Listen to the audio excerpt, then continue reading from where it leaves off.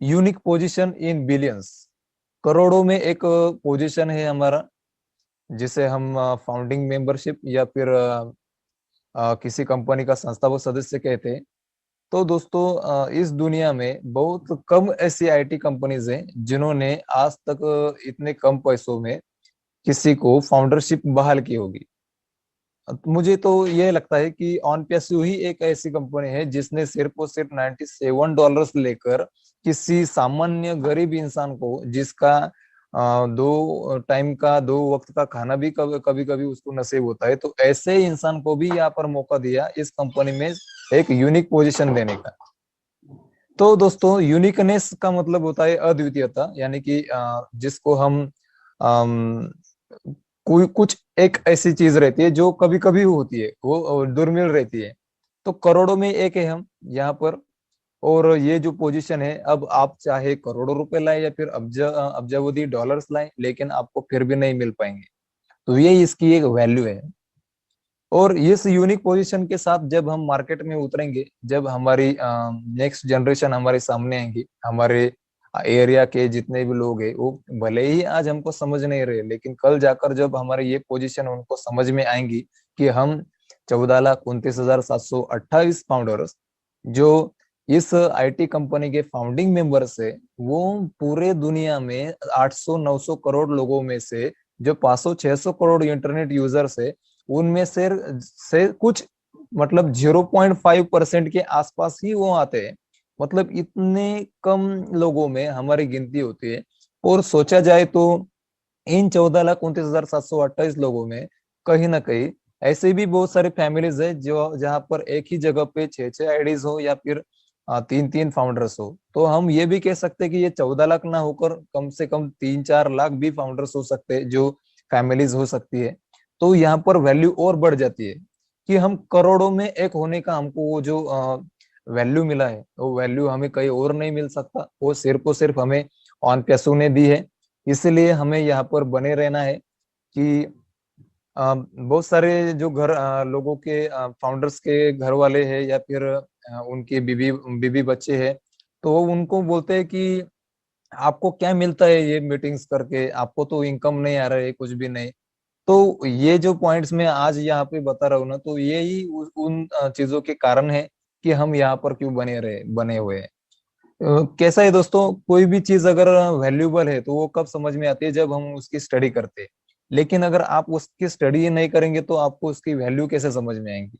इसीलिए हम यहाँ पर बने हैं। हमको ऑन पैसों को हम जितना ज्यादा समझ सकते हैं उतना समझना है, क्योंकि आने वाले वक्त में जब ये पोजीशन हमें एक्टिवेट हो जाएंगी, तब हम अच्छे तरीके से काम कर पाएंगे और हमारा भी परफॉर्मेंस रहेगा जो हम यहाँ पर दे पाएंगे। नेक्स्ट है सेलिब्रिटी स्टेटस, यानी कि हीरो ऑफ सोसाइटी। सेलिब्रिटी की बात तो हुई है हमारे ब्रांड एम्बेसडर की पॉइंट में, लेकिन सेलिब्रिटी बनकर हम यहाँ पर कुछ हमारी फेम रहेंगी। जैसे कि अगर कोई भी एक नायक हो या फिर कोई अभिनेता हो, कोई एक्टर हो जो अच्छा काम करता है और चैरिटेबल काम करता है, अपने इनकम का कुछ ना कुछ हिस्सा वो दान धर्म में देता है। जैसे हमारे रतन टाटा साहब है, हमारे अंबानी सर है, बहुत सारे ऐसे बिजनेसमैन से जो बहुत बड़ा दान धर्म का काम भी करते हैं, तो उनका भी एक नाम होता है। सिर्फ उनके बिजनेसेस के साथ ही नहीं, तो उनके जो अच्छे कर्म है वो लोगों में अच्छा ही फैलाते हैं, अच्छे काम करते हैं। तो ये एक उनकी वैल्यू है जो उनको सेलिब्रिटी के तौर पर लोगों के अंदर एक उनके दिल के अंदर एक उनकी वैल्यू होती है। तो ऐसी ही एक वैल्यू हम फाउंडर्स की सारे हमारे एरिया के और हमारे स्टेट के, हमारे डिस्ट्रिक्ट के, हमारे देश के जितने भी लोग हैं, तो उनमें रहने वाली है। तो हम हीरो के तौर पर काम करने वाले हैं। हम किसी के लाइफ के हीरो बन सकते हैं, क्योंकि हमारे पास जब अनलिमिटेड इनकम रहेगा, जब हमारे पोजीशन बड़ी हो जाएंगे दोस्तों, तब हमें ये सोचने की जरूरत नहीं पड़ेगी किसी को भी मदद करते समय कि इसको अगर मैं या मदद करूँ तो मेरा कुछ होगा क्या, मतलब मेरे पास कुछ रहेगा या नहीं रहेगा। क्योंकि हमें यहाँ पर इतना मिलने वाला है कि हम सोच भी नहीं सकते।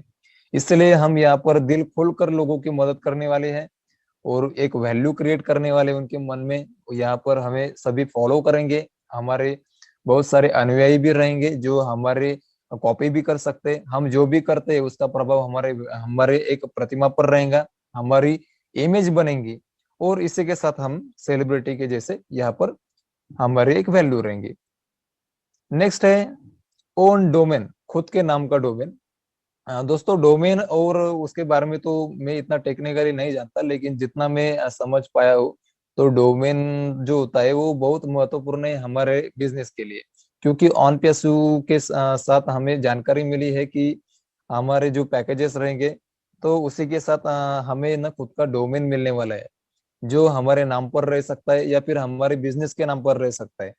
तो यहाँ पर हमारी ये खुद की एक पहचान रहेंगी, जो कि हमें लोगों के साथ हमें जानेंगे लोग। उसको सर्च करके वहां पे जाके लोग हमारे प्रोडक्ट्स खरीदेंगे और हमारे ऑन पैसों के साथ साथ हमारे जो अलग जो सर्विसेज हम दे सकते हैं। अगर किसी का ड्रेसेस का दुकान है या फिर कुछ मोबाइल का शॉप है तो उसकी भी आप ब्रांडिंग वहां से कर सकते हैं आपके ओमेन से डोमेन से। तो कंपनी किसी को भी नहीं देती, और लगभग इसको जो खर्चा आता है वो लाखों तक भी आ सकता है। 55,000 से लेकर लाखों तक के पैकेजेस रहते हैं डोमेन के, जो बार बार खरीदना पड़ता है। लेकिन हमारी जो कंपनी है वो हमें ये वैल्यू कुछ ही डॉलर्स में दे रही है, जो बहुत ही बड़ी बात है दोस्तों। तो ये भी एक हमारी वैल्यू है कि हमारे पास खुद का एक बिजनेस रहेगा, खुद के नाम पर वो डोमेन चलेगा, और हमारी जो प्रोडक्ट्स है वो वहां पर हम रख पाएंगे और हमारे कस्टमर्स वहां पर जाकर उनको क्लिक कर कर वो खरीद पाएंगे। Next, legal and sustainable position. Legal का मतलब होता है कानूनी, यानी कि कायदेशीर, और सस्टेनेबल यानी कि जो ज्यादा दिन तक टिकती है, मतलब सातत्य रहता है, कांस्टेंट रहती है, ऐसी पोजीशन। दोस्तों जो चीज लीगल होती है, जिसका फाउंडेशन बहुत मजबूत होता है और उसके साथ बहुत बड़ी वैल्यू रहती है, तो ऐसी ही कंपनी, ऐसी ही एंटिटी मार्केट में बहुत बहुत सालों तक टिकी रहती है। तो हमें जो पोजीशन मिली है वो पोजीशन भी बहुत बड़ी पोजीशन है, जो किसी डिस्ट्रीब्यूटरशिप या फिर किसी सेल्समैनशिप के जैसे नहीं है कि जिसको कोई भी निकाल सकता है या फिर कोई भी उसको कुछ भी बोल सकता है। नहीं, यहाँ पर जो पोजीशन हमें पाई है हमने, तो वो पोजीशन बहुत लीगल है। कल जाकर अगर हमारे विरुद्ध अगर कोई कुछ बोलता है तो हम कानून कानून का भी हमको सहारा मिल सकता है, क्योंकि कंपनी की तरफ से हमें बहुत सारे अग्रीमेंट्स भी होने वाले हैं और हमारी लीगल पोजीशन के सबूत भी हमारे पास रहने वाले हैं, जो हमें बहुत काम में आने वाले हैं। तो हमारी पोजीशन टिकने वाली पोजीशन है, जो पीढ़ी पीढ़ी दर पीढ़ी चलती रहेंगी, जहाँ पर हमें कानून का बहुत बड़ा एक सपोर्ट रहने वाला है। और वैसे ही आपने भी देखा है कि हमारे जो ऑफिस है वो अमेरिका में भी है, ऑरलैंडो में है। उसी के साथ हमारे बुर्ज खलीफा के जो बिल्डिंग है उस पर ऊपर सबसे ऊपर 134 और 151 51 के जो मंजिल है, जो फ्लोर्स है, तो वहां पर भी हमारे दो ऑफिस है, जो हमारी कंपनी की लीगलिटी भी दर्शाता है। उसी के साथ हमने अगर इंडिया की बात करूँ तो जो हैदराबाद ऑफिस है वहां पर जो हमारे ऑफिस है वो भी एक बहुत बड़ा उदाहरण है हमारे लीगलिटी के लिए। तो दोस्तों जिस कंपनी के ऑफिसेस इतने लीगल जगह पे रह सकते हैं, तो आप सोचिए उसके फाउंडिंग मेंबर की पोजीशन लीगल और सस्टेनेबल कितनी रहेगी।